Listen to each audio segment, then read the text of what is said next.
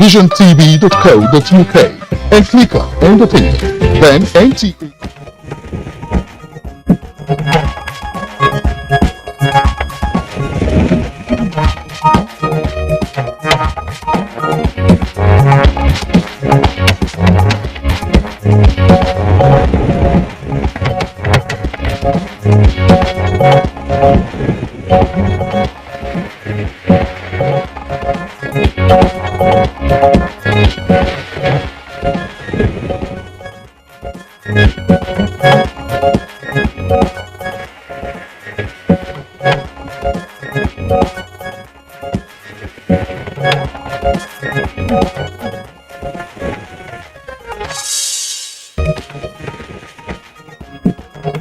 Federal government says all sectors of economy are yearning for investments. There is definitely the need to create a welcoming and enabling environment for the businesses to thrive. This can be achieved by reducing risk and cost of doing business and by securing private property rights or proprietary rights.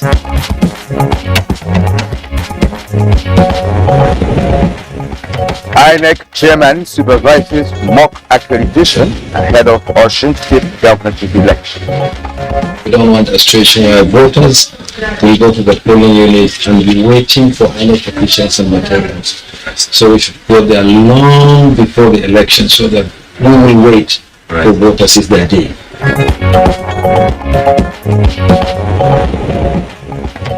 Acting Chief Justice of Nigeria wants judicial officers to abide by code of conduct for court employees.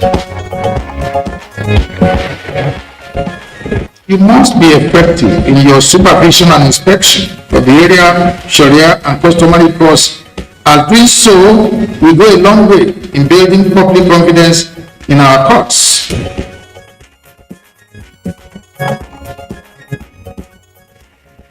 On Good Morning Nigeria today, we shall discuss 2022 trial census.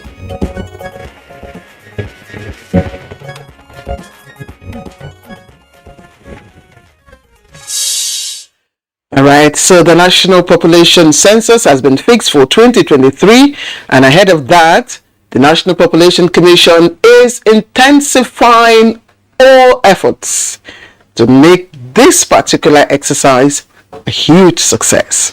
And as part of activities lined up to ensure its success, a trial census has begun on the 27th of June 2022 and is expected to end on the 30th of July 2022. Now, before the commencement of this trial census, the National Population Commission, saddled with the onerous task, conducted, of course, the geographical demarcation of the entire landmass of Nigeria into smaller enumeration areas or centers, if you may. Now, the essence of that is to enable the team,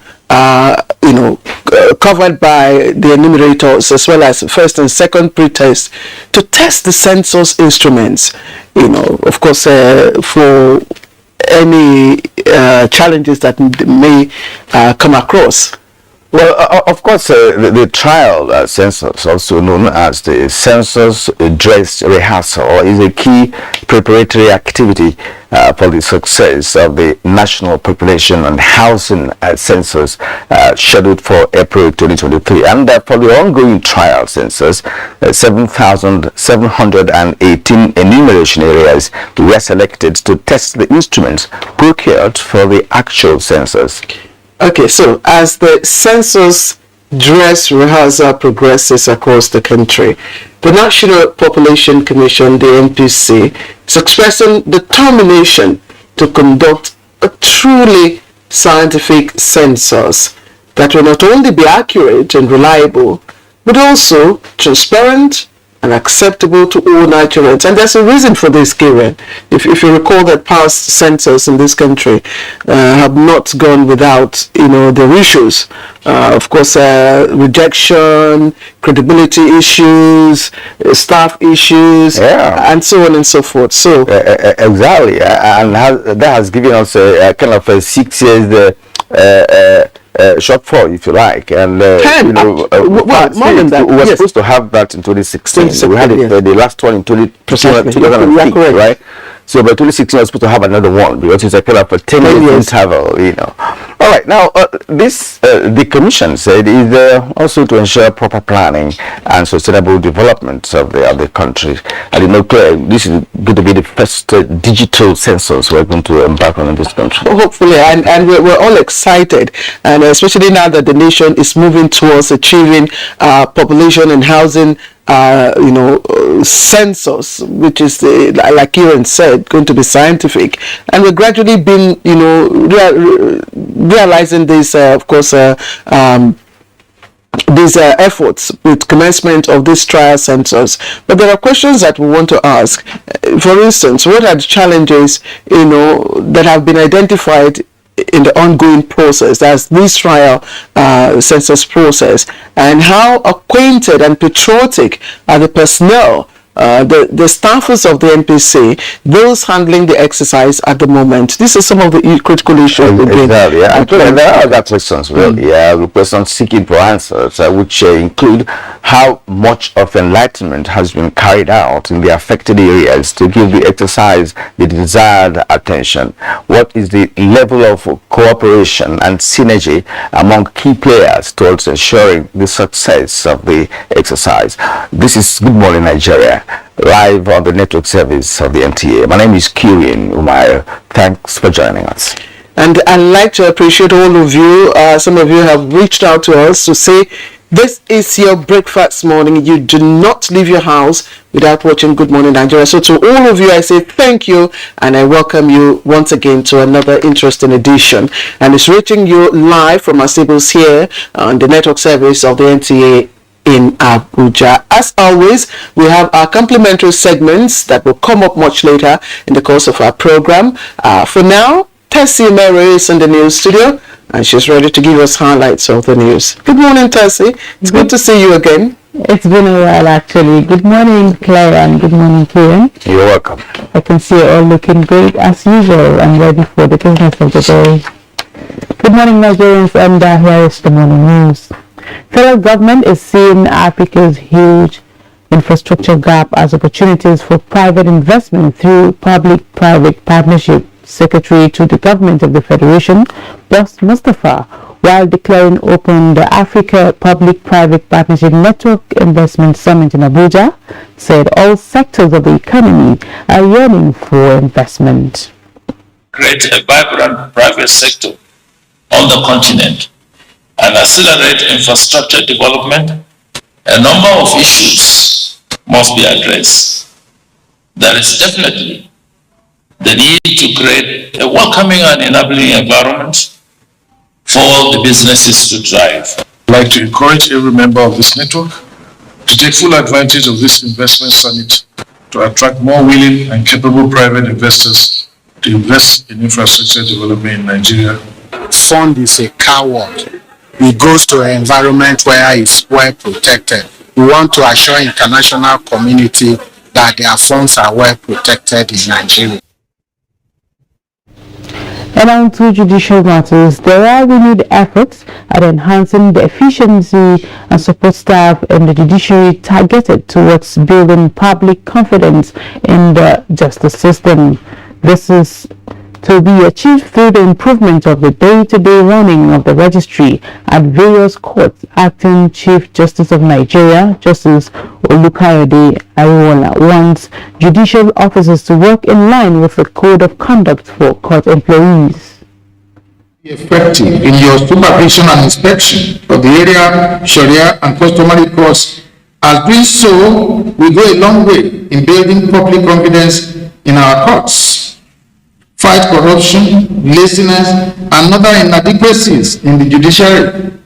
We are saddled with the responsibility of overseeing the activities of lower courts and thereby ensure that area judges are properly guided among the other responsibilities. Conducting of investigations, petitions handling and delineating of court jurisdictions are some of the insights to be gained at the training workshop for directors and inspectors of lower courts. Federal government says Nigeria is a country that is fully guided by a constitution that guarantees citizens' right to freedom of worship, just as it has no policy that denies them such right.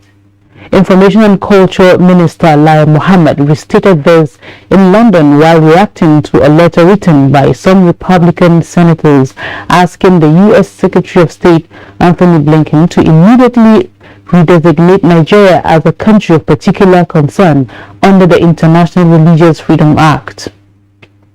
To say once again, we've always said it, Nigeria does not have a policy that denies people the freedom to practice their religion.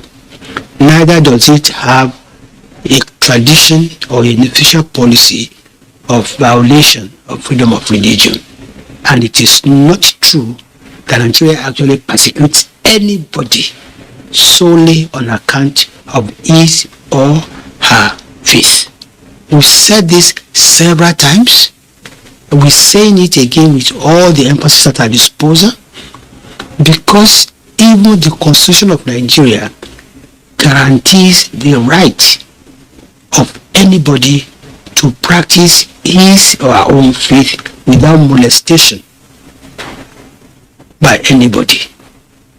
And the federal government has always striven to ensure and to guard jealously this constitutional provision. And when there have been violations of it, the government has been at the forefront of prosecuting, of investigating and prosecuting and protecting everybody who has chosen a particular religion or faith to practice. First Lady of Nigeria Aisha Buhari has expressed readiness to collaborate with other development partners towards supporting tertiary education in the country. The First Lady stated this in a message during the presentation of instructional materials to the management of Federal Capital Territory College of Education, Zuba. The materials include different types of books geared towards enhancing teaching and learning.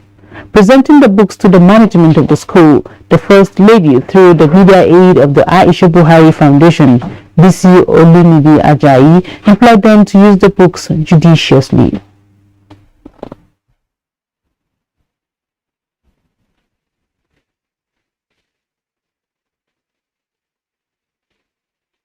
On security, the Nigerian Police Force is building the capacity of commandants and staff of the force education unit to bring up to speed with the current trends in the world of education through its trust fund.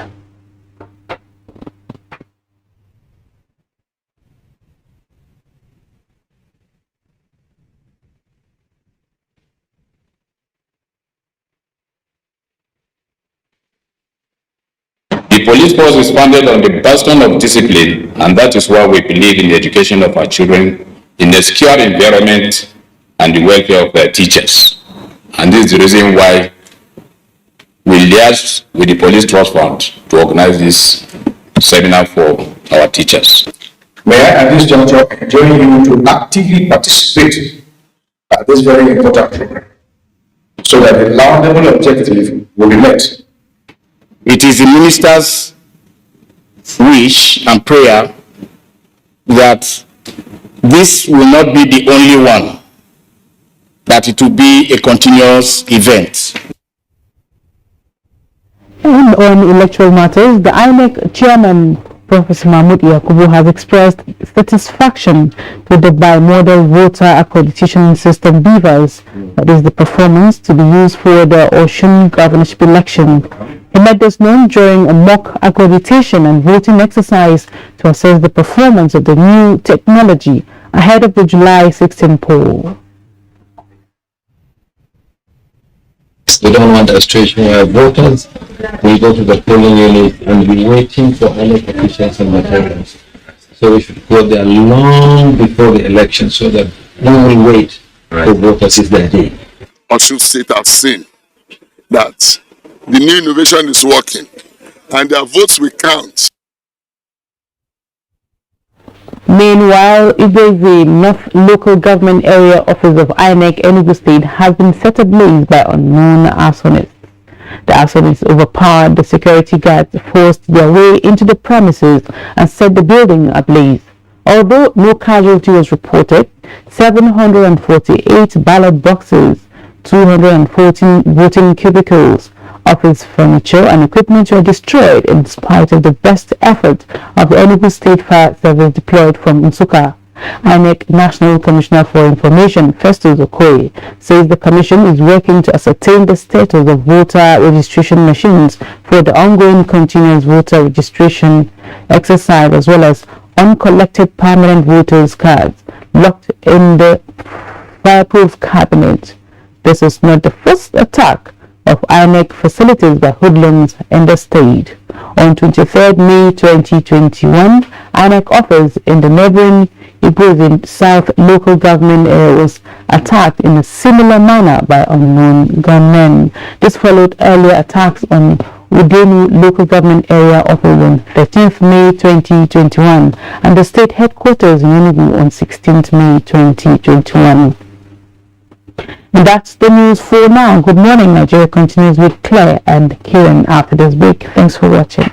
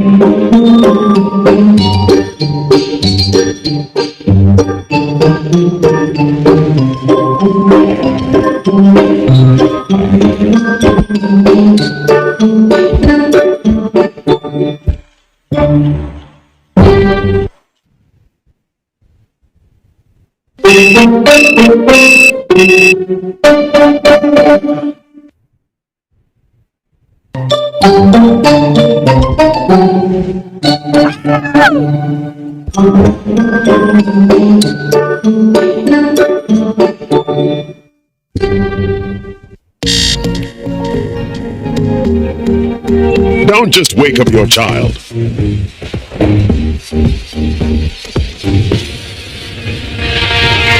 Wake up the champion in them. Give them energy to help them win every day with Milo at breakfast. Milo Active Go and the natural goodness of malt, milk, and cocoa helps wake up the champion in your child. Milo. As the world advances, Glorious Vision University Ogwa, Edo State is poised to deliver world-class education rooted in strong academic traditions. In the colleges of law, basic and applied sciences, humanities, management and social sciences, Glorious Vision University is building the next generation of leaders. Hurry now for 2022-2023 undergraduate and postgraduate admissions into any of our NUC fully accredited programs. Secure admission today in one of the fastest growing private universities in Africa. Also note that the university runs diploma, GPED, part-time and tuition-free programs in all colleges. For more information, visit www.sau.edu.ng or call 0705 079 1226. Glorious Vision University, the nurture for discipline and excellence.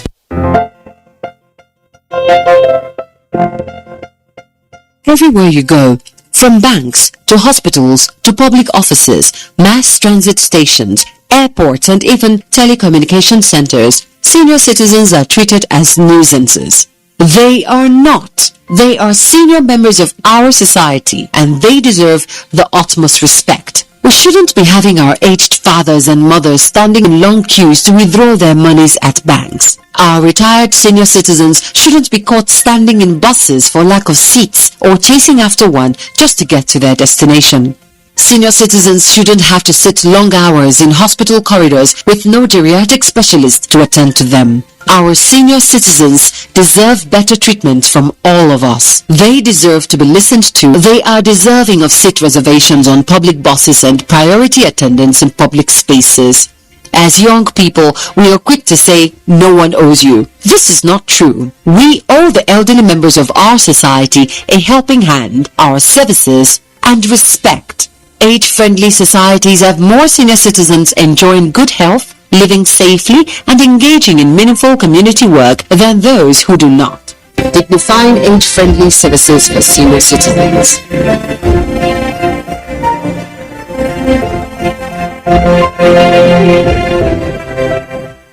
Are you aware that your perfect family may be under threat by germs? Germs can cause infectious diseases. These infectious diseases are amongst the biggest killers of adults and children. Illness-causing germs are everywhere. In unclean bathing water, on your clothes, dirty surfaces, on cuts and wounds. To protect your family from germs, use the power of Dettol's 1 capsule. In your bathing water, for your laundry, for surface cleaning, for first aid, and to protect your family from up to 100 illness-causing germs. Please Dettol Shore. Motlalo, Nigeria are the 9th champions in this competition. The 12th edition of the Africa Women's Cup of Nations is here with 12 teams including reigning champions and 9-time winners, Super Falcons of Nigeria, all in contention from July 2 to 23 in Rabat, Morocco. You can catch all the actions live on the NTA Network Service and NTA Sports 24, Channel 270 on StarTimes, 434 on StarSat and 731 on Free TV. Come, join us to promote another championship run by the Super Falcons. For your advert placement, please call Hawa on 0803 312 1022.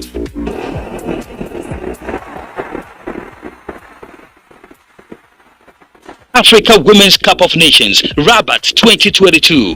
Game on!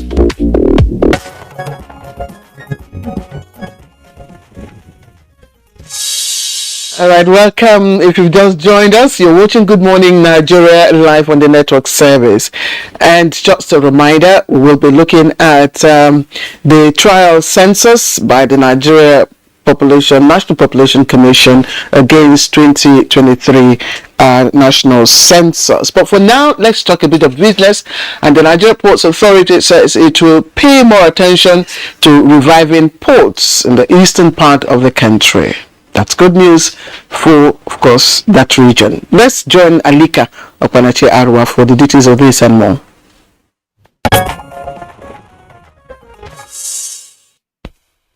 The Managing Director of the Nigerian Ports Authority, Mohammed Bello Koko, says there is need to revive ports in the east to provide more marine craft and incentives for stakeholders willing to do business away from Apapa and Tinka Island. We all know that the installed capacity of both Tinkan and Apapa has been exceeded over time. And because of that, you see there's a lot of traffic congestion leading to the port.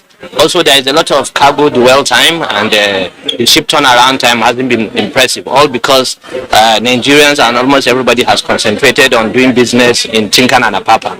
What we have done was to try and pay more focus to reviving the ports in the east.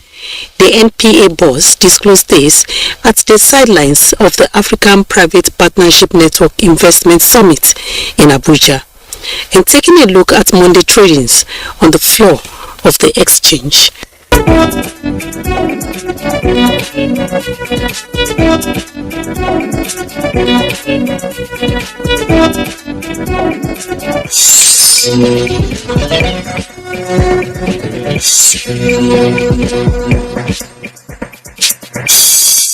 With business news, Alika Okpanachi Arwa. Alika Okpanachi with business news. Thank you. Next on the lineup is newspaper review.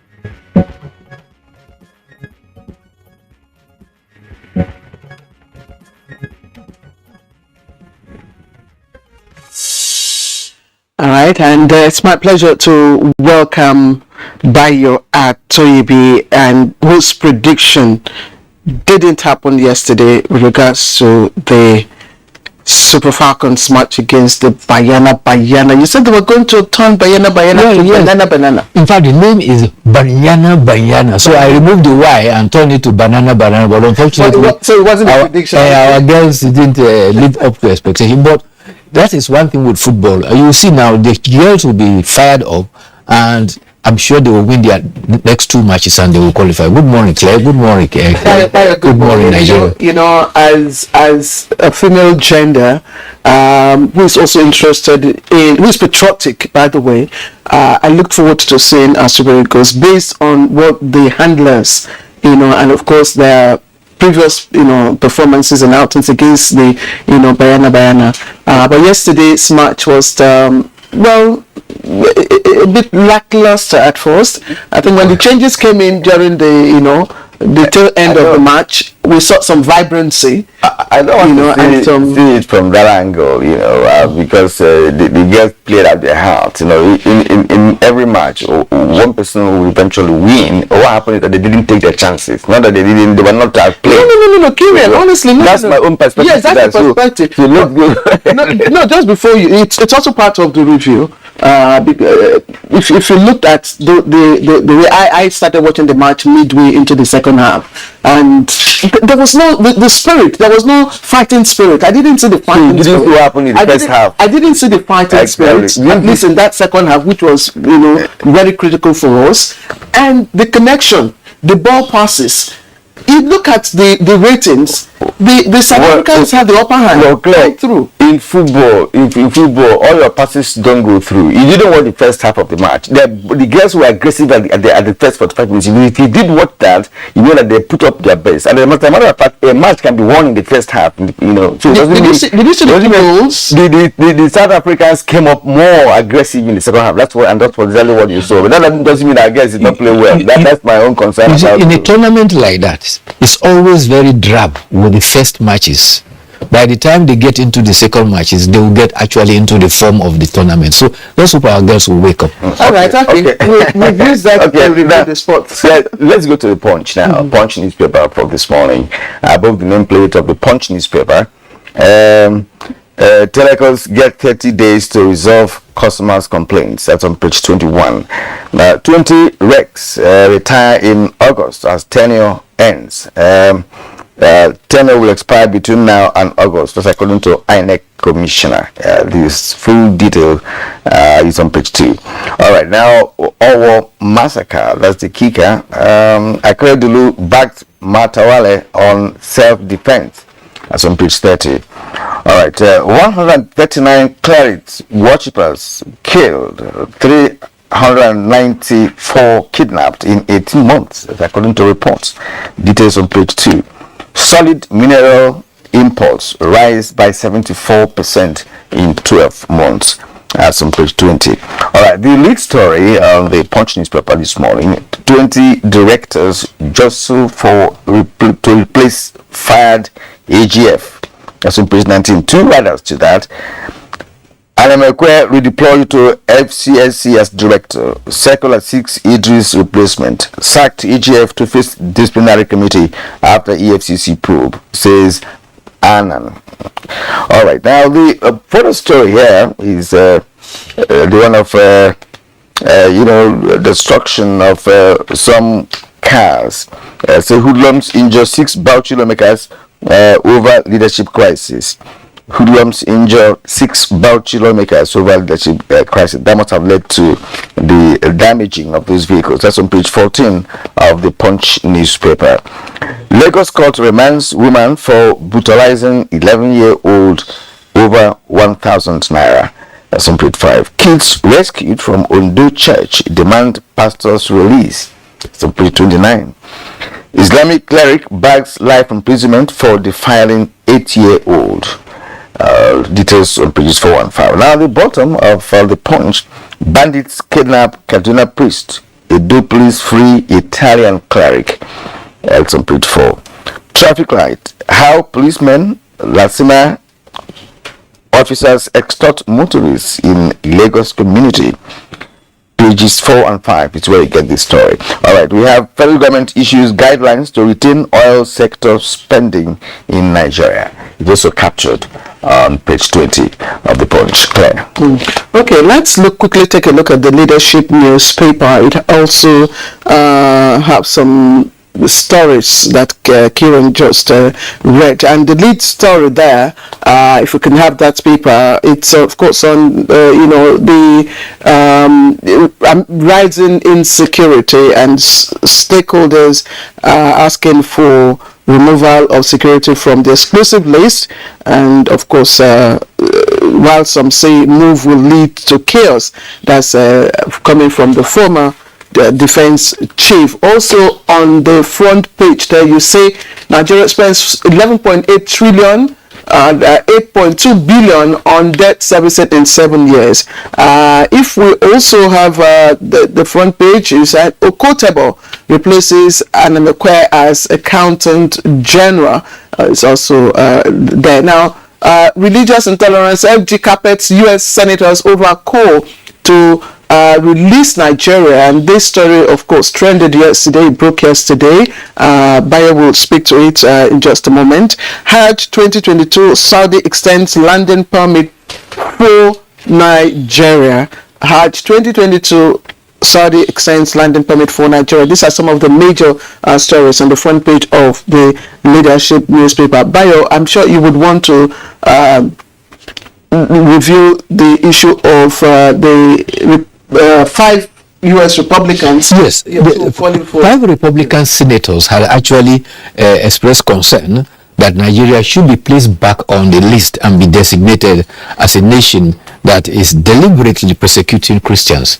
And the Honorable Minister for Information and Culture, Alhaji Lai Mohammed, says that this was based on a misunderstanding of the ongoings in Nigeria. And he explained that because it was proven beyond obvious doubt that there is no religion that is being persecuted in Nigeria. The minister emphasized that there are criminal tendencies and also communal clashes.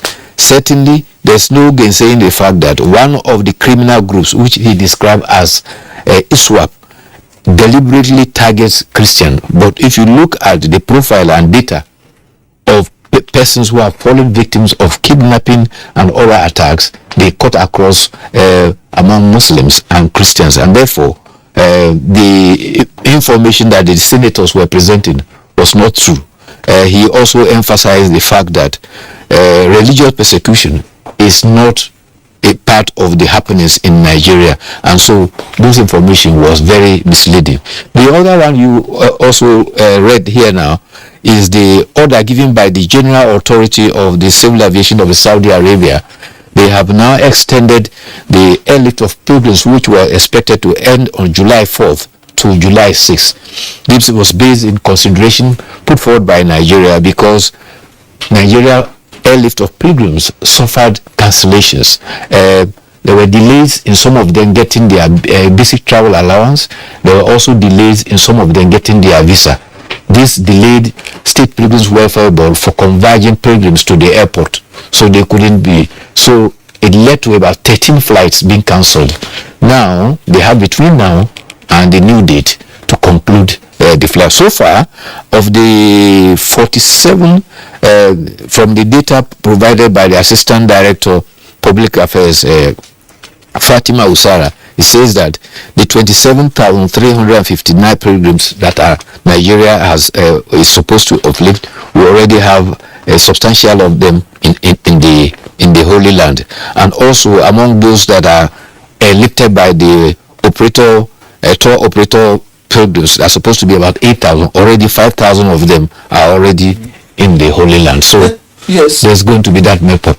There's a story I didn't read, Bayo, which I've just seen it now. I'm sorry. It's on the leadership, and it's on the absorption of returnee students. That's outcome of Ukrainian Russian war. The federal government says it will absorb returnee students into short universities, and that story is on the inside page, on page 8. But I don't know. What do you have to say to that? Well, the situation is the war in Russia and Ukraine war. Nobody can predict how long it will end. The latest data that was coming there, they were saying that it will go on and on for maybe next decade or so, depending upon the situation. Therefore, these are some of the proactive measures that is being taken to take care of our Nigerian students who are schooling there. So what they probably will need to do will get the academic transcript and see how they can be fixed locally in another university. It's also unpredictable. How did they get the transcript? When some of these schools they are attending in Ukraine are short. Some of the schools are short, but again, you see, the world now has become a global village. Most transactions are now done on the internet, so they will be able to source out some of their data. If their systems are intact, yet they will be able to retrieve some information regarding their performance within the years they have spent in the school.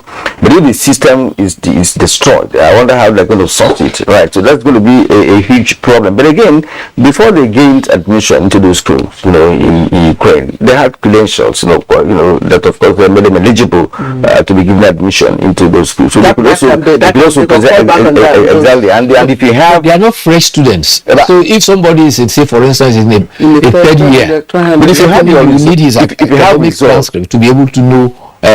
And some of them will have their GP scores for their first their second year. But my concern is to which universities, because as we speak, even ASU strike is still on, and it's becoming indeterminate.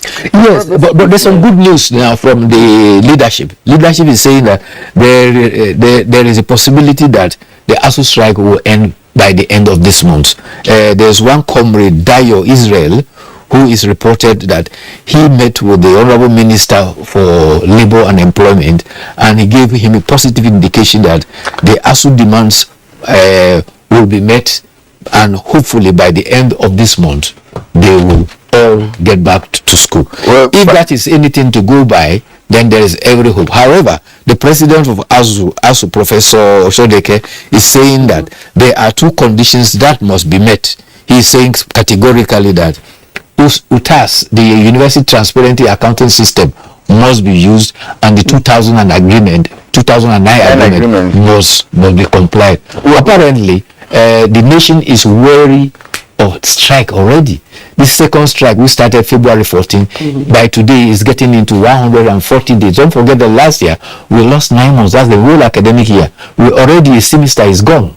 The semester is gone, and the second one is gone. And we can't continue like that. Some who, in fact, I'm sure the lecturers themselves are embarrassed. Nowhere in the world do you have a university, a citadel of learning, where intellectuals gather and they close for as long as 9 months, and this time around, since February 14th, this has been perennial, and the idea is that I don't think we've been able to fashion out an educational system that is befitting perhaps our population, befitting the mechanics of higher education in the country, in terms of ensuring that we have the infrastructure, then you have a good remuneration system, that of course the lecturers will take. So it's been dragged for too long a time. You can imagine 2009 agreement. What is this year? 2022. So it's a yawning gap, and I want to believe, quite frankly, that if the nation can sit back and say, look, let's go back to the drawing board and structuralize the university system in this country, with the monument, the remunerations, and what have you, the system will continue running. Because invariably, if this system continues, by next year or even before that, it could have another strike. I'm not sure that the federal government will have what it takes to take care of all the problems of us, as it were. At the last count, one of the demands was about 81 billion. You know the status of the economy at the moment. Even the budget, most elements of the budget are sourced from loans to complete the infrastructure. So where is government going to find 81 billion or thereabout? Interesting I heard yesterday from the ASU scribe, one of the assistant stations. I think he said that since the government, had stopped paying lecturers because of the strike, that when eventually the strike is called off and the backlog of what they are owed and not paid, that they will also start the new session, and the students will have to pay for the sessions that have been lost. Students have nothing to do about it. Students are only victims. Students will pay for what? But students have paid school fees and they are sitting at home. They can't have lectures for no fault of theirs. Some Nigerians like, in fact, what I've read in so many write-ups, not just social media, that the nation still embarks on projects worth 200 billion, 300 billion. We still embark on projects. But when we prioritize education, what is it? It would be a billion. How much was raised by the two political parties in terms of registration to run for presidency? In the US, for instance, they attach those they don't ignore such importance. You are raising money for political activities. The educational sector, which is the bedrock of human capital development, is suffering because of it 1 billion. But to have big time projects that run into billions of naira, why don't we just fine? Let's take care of this problem once and for all. And education will say, without education, look at now, our children and school are at home. That's what the Nigerians are saying. Our children are at home and school is run. Is that a good system? Is it because of it's something billion naira? That's not the point. People are saying that I'm watching those things and giving instances of projects the government have embarked upon. Not just this government, even people in the administration. Most of these projects you are talking about are based on loan.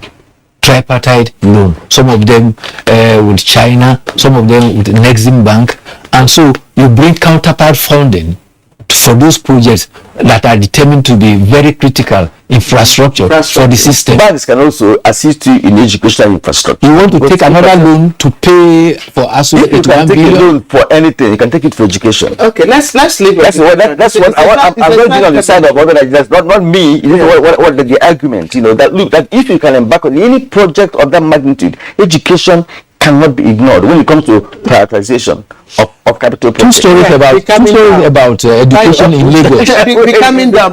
Let's quickly. We have I'd like you to speak. Okay, go. Two stories about education in Lagos. One is the one you read. A cleric who defiled an 8-year-old girl has been given life sentence. I think that is very good. And his name is Isa Mustafa. This is naming and shaming. It is very despicable. The girls, he sent the girl to collect onions from her mother, and when the poor girl came, he defiled her, only to come and say in court that he didn't do that, he only used his finger. The mother discovered that when she was about to wash the clothes of the girl, and he saw blood stains, and that was the signal.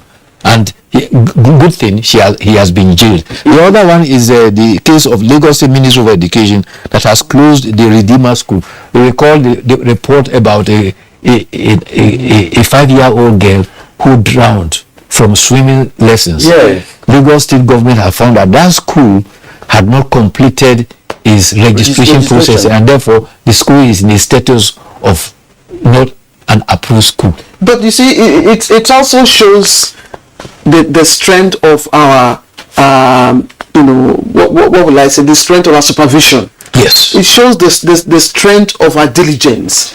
Okay, Bayo. Ab initio, that school, well, okay, we don't have time for it again. I mean, perhaps it will return in the next segment. So clear, yellow card should go to clear. Yellow card, okay. All right, Bayo, thank you for being here this morning. We'll see you again tomorrow for further analysis on what the papers are saying. This is Good Morning Nigeria, broadcast live on the network service of the NTA. We'll take a short break now. When we come back, of course, we have a major topic for this morning, talking about trial census. Stay with us.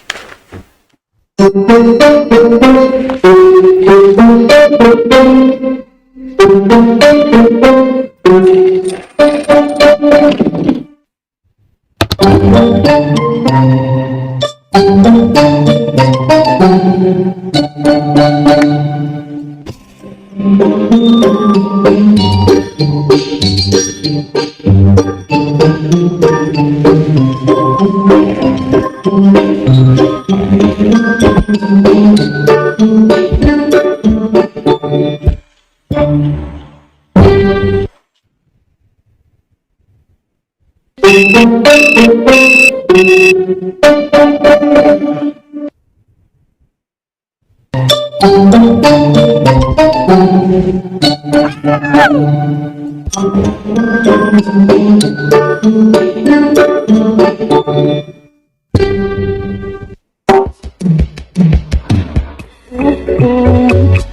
are you waiting for? What are you waiting for? Millions of Nigerians have received COVID-19 vaccine. I have taken my own. What about you? We have taken our own. What about you? I am strong and healthy. What are you waiting for? What are you waiting for? We are strong and healthy. What are you waiting for? What are you waiting for? Go get, go and get your job. The hospitals, churches, and the mosques. Go and get your job. Health center, hurry up now. Don't be late. Go and get your job. Bye bye, Corona. Bye bye, Corona. This message is brought to you by the National Primary Health Care Development Agency, NPHCDA. Bye, Mom. He's going to play in this weather. Why did you let him go? He might fall ill. And if he doesn't go out for practice, how will he win more trophies? To protect our family from illness-causing germs during the rainy season, we use Dettol soap every day. Dettol with Germ Defense gives you protection. Rainy season brings a lot of germs, and Dettol soap's Germ Defense protects you from up to 100 illness-causing germs. Dettol soap is endorsed by the Nigerian Medical Association. Be Dettol Show. We don't carry our Pikin go hospital. I don't see why I go carry Pikin go hospital because of ordinary fever now. Ordinary fever? Pikin wey im body dey hot like that. Na cloth na soak inside water take rub her body. She don dey play even as I comot. If na malaria na im dey worry that pikin, by now you no know say the thing for don worse pass. No be my generator dey do that one. Abeg make I quick call mechanic. Carry cloth and water. Yes. For generator? You use cloth and water clean our pikin body. Go use that same pattern for the generator. Make we see as e go work. Sense mama. I receive sense o. See, I go do am correct now. Make you carry this phone and help me call the engineer. Make I carry her pikin sharp dey go hospital. If fever catch you and you no go treat am sharp sharp, e fit serious pass as e dey o, especially for pikin dem wey never reach 5 years. Do tests. If na malaria, finish your medicine. If not be malaria, your health worker go tell you wetin to do. Na Federal Ministry of Health and American people dem bring una this message. Don't just wake up your child.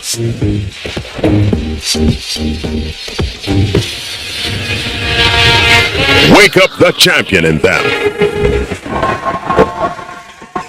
Give them energy to help them win every day with Milo at breakfast. Milo Active Go and the natural goodness of malt, milk, and cocoa helps wake up the champion in your child. Milo! But Lalo, Nigeria are the 9th champions in this competition. The 12th edition of the Africa Women's Cup of Nations is here with 12 teams including reigning champions and 9-time winners, Super Falcons of Nigeria, all in contention from July 2 to 23 in Rabat, Morocco. You can catch all the actions live on the NTA Network Service and NTA Sports 24, Channel 270 on Star Times, 434 on StarSat and 731 on Free TV.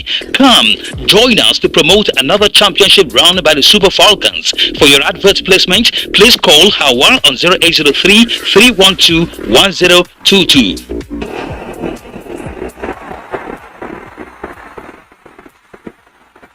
Africa Women's Cup of Nations, Rabat 2022. Game on!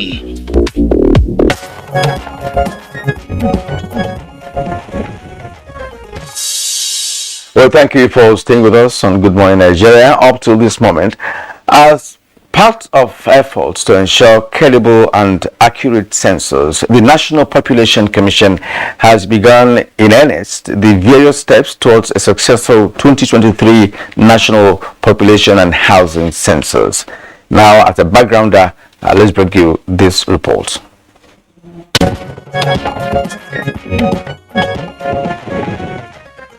The National Population Commission is rewriting the census-taking history in Nigeria.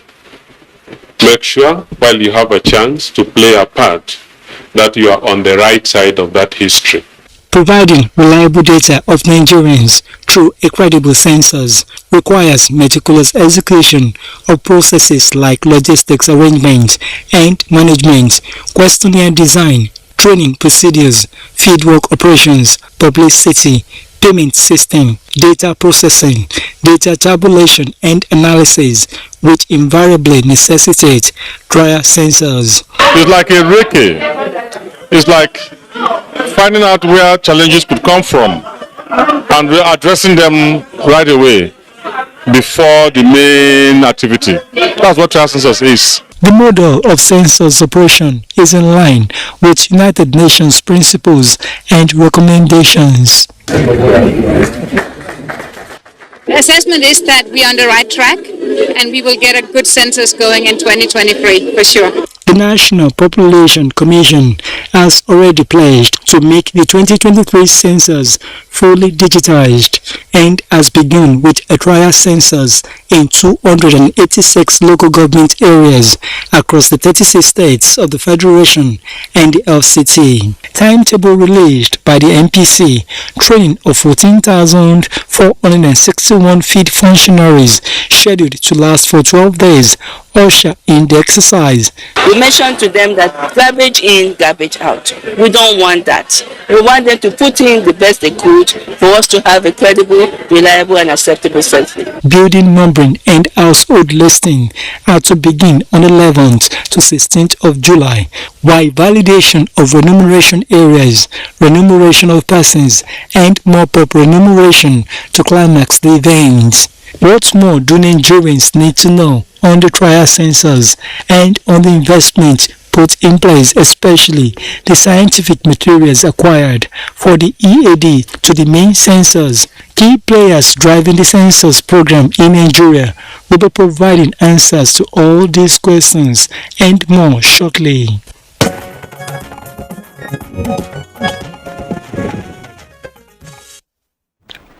Indeed, thank you very much, Olushaye Adeagbo, for this package. And as you must have heard, it's the National Population Census, and we're looking at the trial or dress rehearsal census. We have here in the studio two officials from the National Population Commission, NPC. Dr. Inua Jalingo, who joins us live here, is Census Manager, NPC. Thank you very much for... Good morning, Nigerians. And also here with us is Mrs. Amiola Olanipekun, and she's Director of Census National Population Commission. Mrs. Olanipekun, thank you for joining us. Good morning, Nigerians. All right, it's indeed good to see you, and we're also hoping to have the chairman of the National Population Commission joining us perhaps in the course of the program. But for now, let's begin this way. Enumeration of the country's population. This will be the fifth census in Nigeria since independence, and of course considered not so good, for a nation with a huge population that's also faced with the challenge of national planning and the execution of projects that will cater for the number of people living in this country. But for this particular edition of the program, let's get to know what you're trying to do, because the Nigerians will believe that over the years that MPC has been busy, planning out, even though we have a shortfall of 6 years and what have you. So what are you planning to do this time around? Thank you very much. This time around, the National Population Commission is planning to conduct a fully digital census. Having concluded 2006 census about 60 years ago, we have gone into the aspect of analyzing, disseminating, and even projecting at some point data to make it still relevant for development planning. And specifically, we started preparing for the next census, which we thought would be 2016. And at that, we commenced the enumeration area demarcation exercise nationwide in 2014. And this exercise took us through to the year 2021. having all areas in the country now demarcated, with exception of part of 2 LGAs in 2 states. And one good thing is the fact that we migrated from analog to full digital process. All our procedures, right from the time of the demarcation, were digital. And we charted all this